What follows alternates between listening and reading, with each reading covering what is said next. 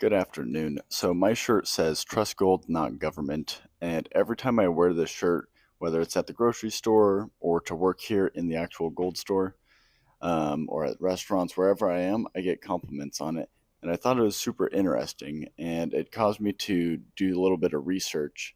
And this is what I found. And so I looked into what the levels of trust were in government in 1964, and chose that year because obviously that's the year that we took all the silver out of our money.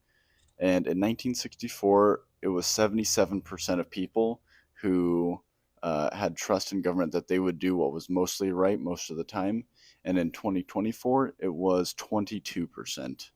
So obviously, that's a huge decrease in the last 60 years or so, um, which I think is due to the corruption of our money and then that corruption leaking into everything else.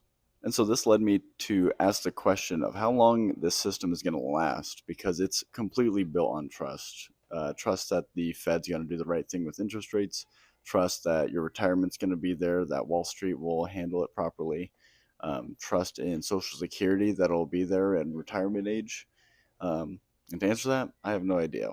I don't know the level of trust that would be needed to actually change things, but it is definitely a trend that we're seeing, especially in a younger generation. Um, I don't think that that same amount of trust that our parents and grandparents had is going to be there just because we see the corruption, we see everything that's going on.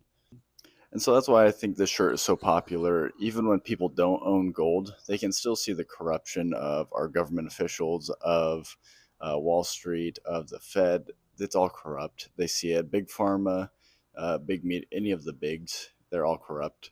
Um, so that's why I think this shirt is super popular, and I think it voices a genuine concern that people have, and I think it's a trend that will continue to go into the future. Um, Ultimately, I think that'll be good for gold and silver prices as people lose confidence in our system. That's why I'm in the business. Um, so that kind of wraps it up. I hope you guys enjoyed a little bit of the insight on this video.